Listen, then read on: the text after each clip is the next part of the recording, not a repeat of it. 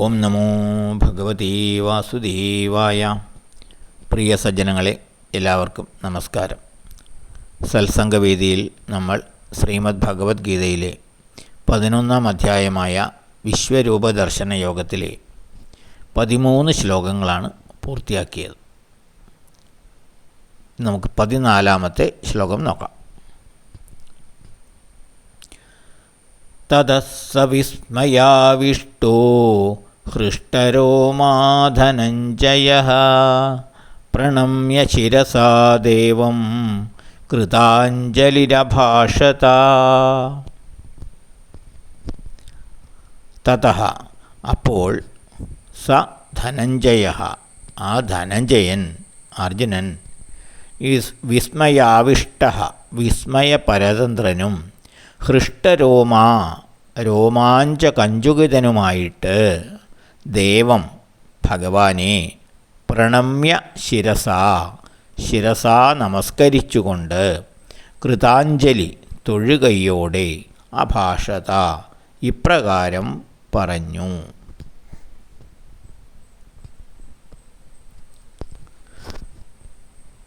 അപ്പോൾ അതായത് ഭഗവാന്റെ വിശ്വരൂപ ദർശനം ദർശിച്ച അർജുനൻ അപ്പോൾ വിസ്മയപരതന്ത്രനും രോമാഞ്ചകഞ്ചുകിതനുമായിട്ട് ഭഗവാനെ ശിരസാ നമസ്കരിച്ചുകൊണ്ട് തൊഴുകൈയോടെ ഇപ്രകാരം പറഞ്ഞു.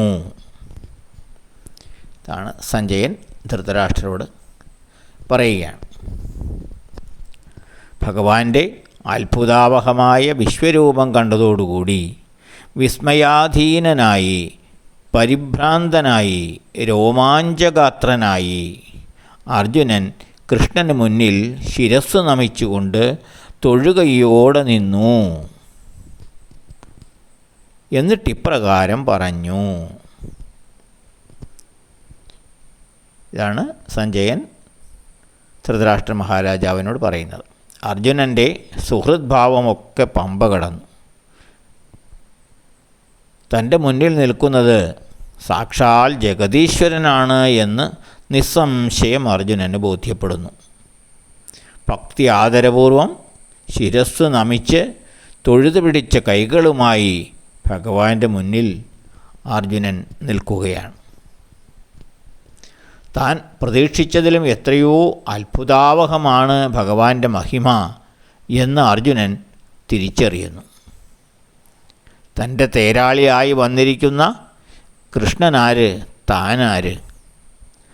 തൻ്റെ നിസ്സാരത അർജുനന് ബോധ്യപ്പെട്ടു. രണ്ടുപേരും സുഹൃത്തുക്കളായി മനുഷ്യ ശരീരത്തിലാണ് ഇരിക്കുന്നതെങ്കിലും താൻ എവിടെ നിൽക്കുന്നു? തൻ്റെ മുന്നിൽ കൃഷ്ണനായി നിൽക്കുന്ന ഭഗവാൻ എവിടെ നിൽക്കുന്നു? ഈ സത്യം അർജുനന് ബോധ്യപ്പെട്ടു.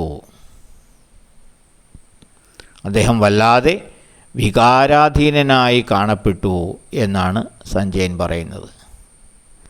അനന്തരം ഭഗവാനോട് അർജുനൻ ഇപ്രകാരം പറയുന്നു. ഇതാണ് ഈ ശ്ലോകത്തിലൂടെ സഞ്ജയൻ ധൃതരാഷ്ട്രരോട് പറഞ്ഞത്. അപ്പോൾ ഈ വിശ്വരൂപദർശനം ദിവ്യദൃഷ്ടിയിലൂടെ അർജുനൻ മാത്രമാണ് കണ്ടത്. അർജുനൻ്റെ അകക്കണ്ണിലൂടെയാണ് ഈ ദിവ്യദർശനം കാണുന്നത്. സഞ്ജയൻ അർജുനൻ്റെ മനസ്സ് വായിച്ചുകൊണ്ടാണ് അർജുനൻ ദിവ്യദൃഷ്ടിയിലൂടെ കണ്ട ആ വിശ്വരൂപത്തെ ധൃതരാഷ്ട്രർക്ക് വർണ്ണിച്ചു കൊടുക്കുന്നത്. സത്യത്തിൽ സഞ്ജയൻ അത് കാണുന്നില്ല. പിന്നെയോ അത് കണ്ട അർജുനൻ്റെ മനസ്സ് വായിച്ചുകൊണ്ടാണ്, തൻ്റെ ദിവ്യദൃഷ്ടി കൊണ്ട് അർജുനൻ്റെ മനസ്സ് വായിച്ചുകൊണ്ടാണ് സഞ്ജയൻ ധൃതരാഷ്ട്രർക്ക് ഈ ദർശനത്തെപ്പറ്റി വിവരിച്ച് കൊടുക്കുന്നത്. അപ്പോൾ യഥാർത്ഥത്തിൽ അർജുനൻ കണ്ടത് പൂർണ്ണമായും വിവരിച്ചു കൊടുക്കാൻ സഞ്ജയനും കഴിയില്ലല്ലോ.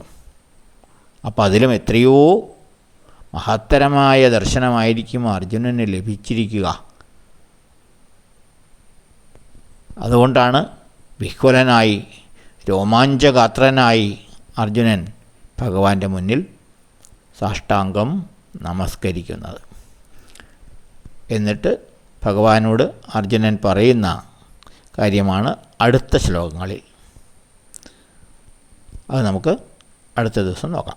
എല്ലാവർക്കും നന്ദി, നമസ്കാരം. ഓം നമോ ഭഗവതേ വാസുദേവായ.